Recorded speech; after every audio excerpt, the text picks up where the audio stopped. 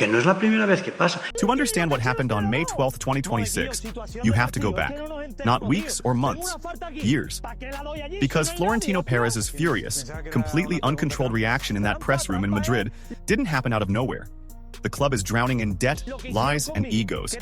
And even the dressing room itself had become impossible to manage. Then everything collapsed at the same time, live, in front of dozens of cameras and hundreds of journalists who could barely believe what they were witnessing. Florentino Pérez's Real Madrid wasn't just a football club. It was Hollywood, an empire built to convince the world that power never gets old, never fails. They fall when fear disappears. And maybe that's exactly what's happening now. Because for the first time in many years, Real Madrid no longer looks untouchable. The aura has turned into anxiety. The arrogance has turned into desperation. The point here is not about the league, so it's not about Florentino, it's about the fact that those two key players in the team have had a fight like that, and that's unacceptable. And Florentino Pérez, the man who sold the image of a club destined to last forever, is finally facing the one thing he always believed money could buy his way out of: the end of an era. Behind that brutal public meltdown and live desperation is something too ugly to ignore. May 12, 2026 was that moment. The story really begins with the Santiago Bernabéu. It was the crown jewel of Florentino Pérez's second era, his masterpiece. The renovation was announced with the kind of grand spectacle only Florentino could sell: a 21st century stadium, a technological palace, a money-making machine that would make Real Madrid financially untouchable forever. The original budget was €575 million. It sounded huge. In reality, it was nowhere near enough. What followed was a financial nightmare that the club's board spent years trying to hide behind glossy press releases and drone shots of the new retractable roof glowing at sunset. Costs exploded. Construction delays piled up. Unexpected problems kept appearing. A second loan of €225 million became necessary. Then, in 2023, a third one worth €370 million. And then came the interest payments. Always the interest payments. That ruthless math that makes no exceptions, not even for the most powerful club in the world. According to the newspaper El Economista, by the end of it all, once you add the loans and interest together, with repayment stretching all the way to 2053, yes, 2053, when Florentino Pérez would be 106 years old, if he's even alive by then, Real Madrid will owe €1.117 billion just for the stadium. And when you add the club's total debt, the number reaches something no executive at the club dares to say out loud: €1.574 billion. It's historic debt. The kind of debt for a club that spent decades bragging about being financially untouchable. It's the debt Florentino Pérez doesn't want anyone talking about while he points fingers at referees and the Barcelona president. The numbers from the first half of the 2025-26 fiscal year are devastating for anyone willing to read them honestly. According to El Economista, net revenue fell 3% to €571.2 million. Operating profit, which had been €59.5 million, crashed to €29 million, a drop of more than 50% in a single season. Profit after taxes, which already wasn't impressive, collapsed by 80%, from €29 million to a miserable €5 million, with the wage bill jumping from €195 million to €229 million, driven above all by Kylian Mbappe's astronomical salary of €30 million gross per year. A club carrying €1.574 billion in debt, profits down 80%, and a wage bill spiraling out of control. This isn't just a crisis, it's an emergency. And the solution Florentino Pérez came up with, before any structural reform, before any serious cost-cutting, was to call early elections in order to fast-track the sale of 5% of the club to outside investors. The elections weren't about football, they were about liquidity. The drama that followed was just the packaging. But before the financial collapse came the sporting collapse. And to make things worse, there was all the noise around the fight between Tchouaméni and Valverde during training, a clash that ended with Valverde in hospital. Florentino Pérez and Álvaro Arbeloa were furious, not because of the incident itself, but because the story had leaked. The president said he knew who was responsible for the leak, and that it was someone who will be leaving in the summer. The witch hunt had begun. Te la devuelve y al final nada, y son amigos también. Para mí la filtración es peor, porque implica que hay algo más que en la pelea, que al día siguiente pues no pasa nada, son amigos y se van a tomar un café o lo que sea. Well, it's a contradiction then for Florentino Pérez and Real Madrid, because if this was such a teeny tiny thing that it happens all the time, look, it happens every year. It happens between 2 players, it happens between 4 players. It's a normal thing. Then why are you finding these players €500,000 each? If it was such a normal thing, then why are we having such a big fine? Such a precedent-setting sort of fine? It tells you that it was a much bigger deal. For me, the league itself is not the problem. For me, it's the inconsistency of Real Madrid, how they dealt with it, how they put out certain information that paints one picture, and then Fede Valverde puts out his own information that is completely different from what Real Madrid is saying. Where is the PR department? Where is the club? Where is the club president actually it's taking a stance and saying the things that needs to be said about these things are unacceptable in a club of the magnitude of Real Madrid? They're unacceptable anywhere, but especially and particularly at Real Madrid. Instead of taking that position, he's more concerned about who's the one telling our dirty laundry out there? Who's the one? Who's the mole? Who's the mole? Is it you? Is it you? Is it you? The mole is not the problem. The issues are within Real Madrid, and those are the issues that need to be addressed. The Real Madrid dressing room, already tense, turned into a Cold War zone where every player looked at the teammate next to him, wondering if he was the snitch. It was in this atmosphere that Arda Güler decided to pick a side. When he received the MVP award for April, he posed for the photos. And in those pictures, with all the deliberate intent a calculated smile can carry, Güler was wearing Tchouaméni's training jacket, number 14, a message so clear it left no doubt. He was backing Tchouaméni. Real Madrid had a problem. In fact, they had many. But the dressing room fight was just the symbol of something deeper. A squad put together after Mbappe's arrival with no real chemistry, split between Vinicius's camp and Mbappe's camp, led by a manager with no moral authority over his stars, and by a president more interested in attacking journalists in Barcelona than fixing internal crises. That team finished the 2025-26 season without a single trophy, for the second season in a row. For a club that calls itself the biggest in the world, and whose president calls himself the greatest in history, 2 straight years without silverware amounts to an existential disaster. And by Madrid standards, it was unacceptable.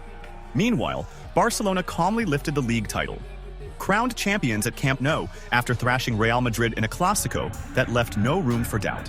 Madrid were without Mbappé, who that weekend was in Sardinia with his partner, officially recovering from an injury, unofficially doing whatever he pleased, with the blessing of a club that no longer had the authority to tell him no. On the morning of May 12, 2026, the journalist covering Real Madrid received a summons to a press conference from the club president. That was unusual. Muchas gracias a todos por su asistencia. Florentino Pérez rarely spoke to the press. And when he did, it was usually in controlled was what everyone expected, even if nobody dared to say it out loud.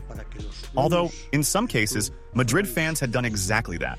But the dictatorship prevailed, and he chose to shut the idea down before a single question had even been asked. It was a display of power that, inside the room, sounded more like an admission of weakness. He then announced elections and challenged anyone who wanted to run against him to step forward. His tone was that of an autocrat calling an election because he knows nobody has the courage to challenge him. Not a genuine democratic process, but a calculated performance of confidence meant to intimidate potential opponents. Those who say they're going to run, he said, with the contempt of someone who believes he's already won before the race has even started. Go ahead and do it. And then, for hours, because the press conference lasted for hours, Florentino Pérez began an unhinged and almost unrecognizable performance. He attacked journalists. He referred to one female reporter as that girl, publicly questioning whether she understands anything about football. A comment that Equality Minister Ana Redondo would later describe as blatant, outdated sexism, while Secretary of State Maria Guijarro condemned it on social media, demanding professional respect for women's sports journalists. Florentino Pérez, the most powerful man in Spanish football, attacking a journalist because she was a woman. In 2026, he also attacked Javier Tebas, president of La Liga, accusing him of paying 25 million euro, or was it 10 million euro? The figure changed depending on the moment, to the now defunct media outlet Relevo in order to attack Real Madrid. Tebas responded just hours later in Santander, with the calmness of someone used to provocations from his most irritating rival. It's a lie. Sometimes he says 25 million euro, other times 10 million euro. It's a lie. They even came to inspect the accounts. It's sad that a businessman with Florentino's reputation has to resort to lies. But Tebas didn't stop there. In a more detailed response on social media, he clarified that the relationship between La Liga and Relevo was actually a joint fantasy football business operation that generated revenue for the league, meaning that, far from funding the media outlet, La Liga was actually making money from the partnership. The accusation wasn't just false, it was the exact opposite of the truth. He went after Barcelona with a series of corruption accusations linked to the Negreira case that went far beyond any legitimate sporting criticism and crossed into obsession territory. The alleged payments of 7.3 million euro that Barca supposedly made to the vice president of the Spanish refereeing body between 2001 and 2018 were brought up repeatedly, with the rhetoric escalating until he called it the biggest corruption case in football history and promised to send a 500-page dossier to UEFA. However, Barcelona was never found guilty of bribing referees in connection with the payments to Negreira. What Florentino didn't say, or pretended not to know, which would be even worse, is that any sporting sanctions related to the Negreira case expired years ago. The RFEF disciplinary code is clear. Very serious offenses expire after 3 years. The last payment allegedly happened in 2018. The case only became public in 2023, a 5-year gap. Case closed due to the statute of limitations. UEFA can't do anything. The RFEF can't do anything. The 500-page dossier is pure theater, and expensive theater at that, because it involves legal teams, generates media coverage, and keeps alive a conflict that, from a legal standpoint, is already dead. To Florentino Pérez's huge disappointment, according to Mundo Deportivo, the Catalan Regional Tax Inspection concluded that the more than 7.5 million euro paid to José María Enríquez Negreira was not intended to bribe referees or manipulate results. The report states that there is no evidence of direct payments to referees, nor any proof of influence over appointments or match decisions. It also points out that Negreira did not referee matches during the period in which he received the payments. The investigation strengthens Barcelona's defense that the money was for technical refereeing reports. The document also deals a blow to the narrative pushed by Florentino Pérez and sectors linked to Real Madrid regarding the Negreira case. Barcelona, through Vice President Rafa Yuste, responded with the clarity the situation demanded. Florentino's words seemed pathetic to me and full of lies. The club released a statement exploring legal options, but I want to say that this attempt to cover up a sporting disaster that has already lasted 2 years will get him nowhere. Barca's legal department immediately began analyzing the statements for a possible criminal case. The referees union, AESF, did the same, and days later filed a formal complaint with the RFEF disciplinary committee, documenting Florentino's claims about referees who had become rich from Barcelona's money, about systemic corruption, and about the 16 to 18 points supposedly stolen this season. But the most extraordinary moment of the press conference, the moment that everyone who witnessed it will remember forever, came when Florentino Pérez was asked how he would rate himself as president. Without hesitation, without irony, he replied, "I am the best president in the history of Real Madrid and in the history of all clubs." Not the best in Real Madrid's history. The best of all clubs on the planet. In the room, for a moment, there was complete silence. Spanish journalist Eduardo Iturralde González, a former referee, said something that night on the show El Larguero that a lot of people were thinking, but very few were saying so openly. Florentino is a genius because once again he's managed to control the narrative. Nobody's talking about the parking disasters, the cancelled concerts, the 2 years without trophies. They're doing exactly what he wants. And to some extent, he was right. Florentino Pérez is, above all else, a master of distraction. The tactic is as old as politics itself. When you've got a really big problem, create an even bigger one. Point the finger at an enemy, feed the victim narrative, and wait for the conversation to shift away from your own failures and toward the supposed evil of everyone else. It worked for years. The question now is whether it still works when the enemy you invent isn't convincing enough anymore, and the real problems are too big to hide. The concert situation at Santiago Bernabéu Stadium, or rather the lack of concerts, deserves attention.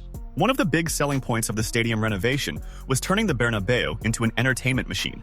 Concerts, events, shows, a constant stream of revenue to complement football income and help pay off the massive debt. Reality turned out differently. Local residents complained. Noise levels didn't comply with city regulations. Events got suspended. Legal battles dragged on. The Bernabéu went silent when it was supposed to be booming with activity, and the projected income never materialized. And then there was the parking issue. In one of the strangest moments of his press conference, Florentino Pérez even questioned whether the residents opposing the Bernabéu parking projects were Atletico Madrid supporters. With enormous problems piling up, the club president seemed more concerned about the football loyalties of neighbors who simply didn't want a parking garage outside their homes. On the night of May 15, 2026, Real Madrid played against Real Oviedo at the Bernabéu. The match meant nothing for the standings. The title had already been lost to Barcelona weeks earlier at Camp Nou. It was basically a farewell ritual for a season everyone wanted to forget. But the Bernabéu doesn't forget, and it doesn't forgive. The players were booed as they arrived at the stadium. Banners started appearing in the stands. Florentino guilty, Florentino out now, Florentino resign. Under what many fans described as Florentino's authoritarian control, the club's security staff spent the night ripping those banners out of the hands of their own supporters. Besides Mbappe, Madrid apparently had another dictator. One banner, in the corner near Oviedo's attacking end, was caught on camera at the exact moment two security guards violently tore it away from its owner, who tried to resist but couldn't keep hold of it. It became a symbolic image, a club suppressing the voice of its own members. When the starting lineup was announced, with the stadium music blasting at full volume to drown out reactions, there were boos for Álvaro Carreras, Eduardo Camavinga, and Vinicius Jr. But above all, there were boos for Kylian Mbappe, who wasn't even starting. He was on the bench, and still got booed the moment his name was read out loud. Ironically, the opposite happened with Aurélien Tchouaméni. The player who had supposedly sent the captain to the hospital got applauded. The dressing room tensions had spilled into the stands. And when Vinicius touched the ball for the first time, he was whistled by Real Madrid's own fans. The game ended 2-0 for Real Madrid. Mbappe came on in the 69th minute and provided an assist in a substitution that everyone in the press room, including Mbappe himself, interpreted as a deliberate setup. Álvaro Arbeloa took off Gonzalo Garcia and put Mbappe in his place. So the crowd would know exactly who they were booing, so there would be no ambiguity. Mbappe came on smiling. Maybe the smile was genuine. Maybe it was just a defensive mask of indifference. Either way, it made things worse. The crowd, already furious at him, became even more enraged by his ability to smile through the boos. Mbappe's mother, Faiza Lamari, was watching from a VIP box, and she was smiling too. Cameras caught her laughing casually while her son was being showered with one of the harshest rounds of boos ever directed at a Real Madrid player at home. It's the kind of scene you'd see in a movie and think was too unrealistic to actually happen. After the match, in the mixed zone, Mbappe decided to lay everything out. He confirmed that Arbeloa had told him he was the fourth option for attack, behind Mastantuono, Vini, and Gonzalo. He said he was 100% fit physically. He said the club had allowed him to travel to Sardinia when he wasn't available. He said his only responsibility was to play well and give everything for the badge. And he said the first half of the season went really well, when the coach was Xabi Alonso, and that in the second half they lost everything. He didn't mention Arbeloa's name. He didn't need to. It was already clear who he was referring to. The coach responded in his press conference, which was happening at the same time, in a different room, with Arbeloa unaware of what the player was saying on the other side of the corridor. He denied ever saying Mbappe was the fourth option. He said he's the one who decides who plays. He said that, as long as I'm in this position, I'm not going to change that. And then, in a move that showed how much control he'd lost over the situation, he justified Mbappe's absence from the starting 11 by saying the player wasn't in condition to travel on Sunday, referring to the Clásico, and that a player who didn't travel 4 days ago can't be a starter. It was the public version of a war that had already been going on for weeks, and it had a history. Vinicius didn't have a good relationship with Xabi Alonso, pushed for him to leave, and got his way. Mbappe doesn't have a good relationship with Arbeloa, pushed for him to leave, and was hoping to get the same result. And yes, he did. The club was being run not by the coach or the sporting director, but by the power dynamics between Mbappe and Vinicius, whose interests didn't match. The real problem was in the dressing room. But sometimes you also have to discipline your children. Sometimes you also have to be rough and tough with your children, because you got to keep your children in line. And I'm not a proponent of your home fans booing the players, because I just don't think it's productive. I don't think you're going to get the best out of your players when you're booing them. And when there's already pressure on them, you're mounting that pressure even higher, higher, and higher. And that uniform, that Real Madrid uniform, gets tighter, tighter, and tighter. So I don't think the booing helps. The problem here is that it's coming on the back end of a press conference in which he was rambling for a lot of it, in which he was, let me look at this notes, and then that note over here, and he over here, and then where's this, and then I go forwards and backwards, and let me tell you. Can I tell you about the titles that we got from the basketball team? Can I tell you about those?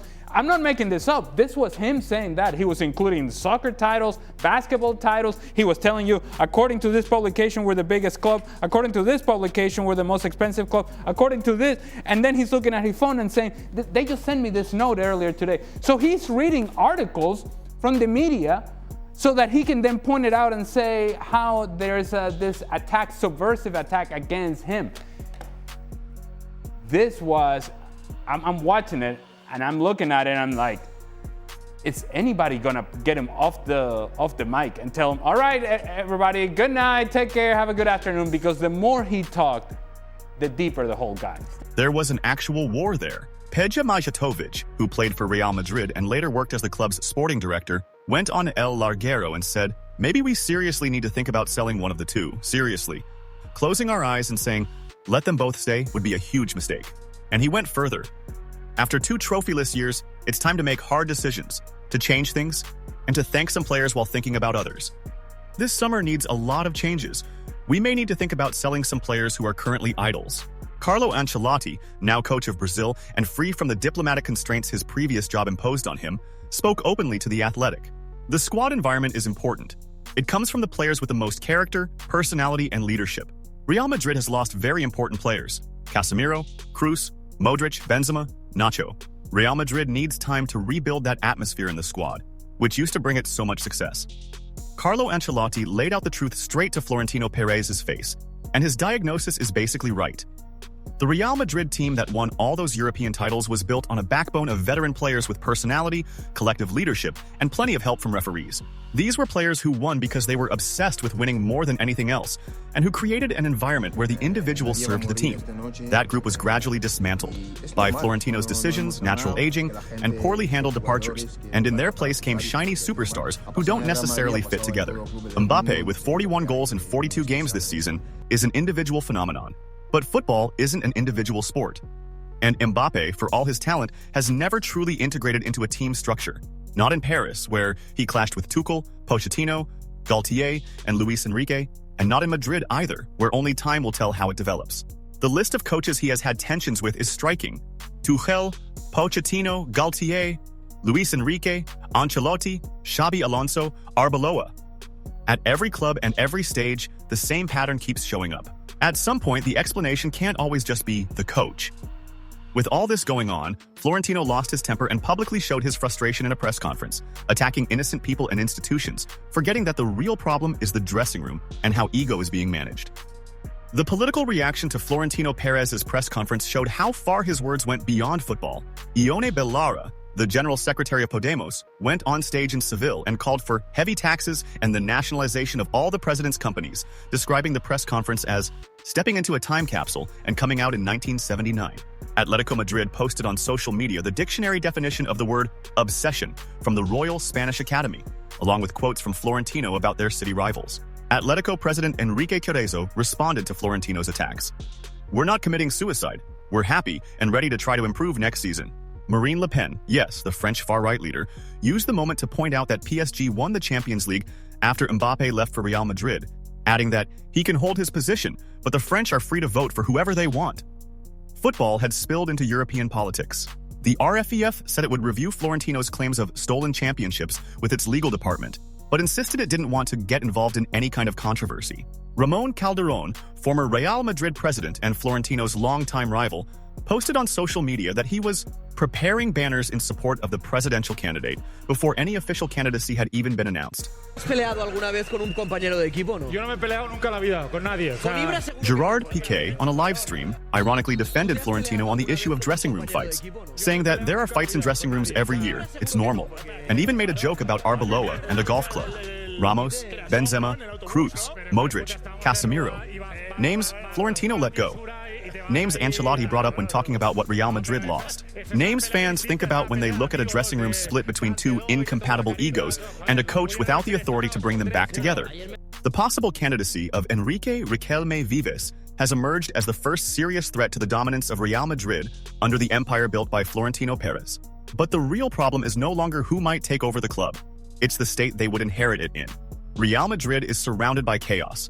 1.5 billion in debt, a Santiago Bernabeu stadium wrapped in controversy, a dressing room split by egos and internal power struggles, and a squad full of tension. Vinicius Jr. wants the same salary as Kylian Mbappe. The French star dominates the spotlight, players clash with each other, and even silent forms of protest are starting to appear inside the group. With Xabi Alonso no longer in the picture and Álvaro Arbeloa not having enough influence to control the atmosphere, Jose Mourinho emerges as a possible solution. But if there is anyone who knows how to handle explosive dressing rooms, it's also someone known for creating fires and controversies, and that is Mourinho. 3 premierships, and I won more premierships alone than the other 19 managers together. And at Real Madrid, controversy is never missing. It's part of the club's DNA.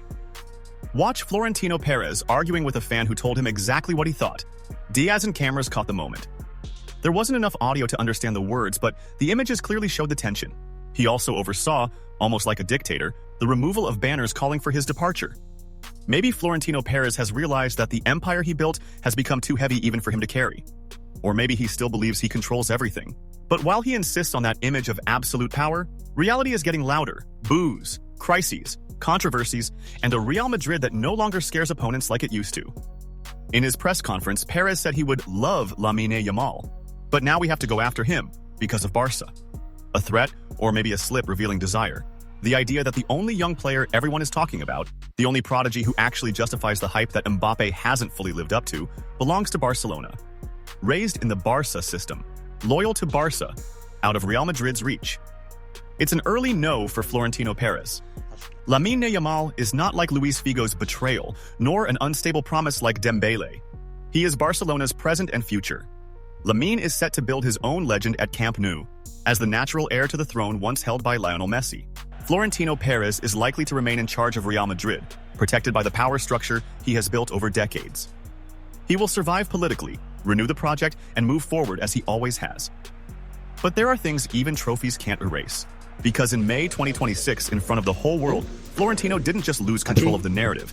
He damaged part of his own legacy, and the camera was there to capture it all. I feel sorry for Real Madrid. You can't keep lying all the time, said Javier Tebas, president of La Liga.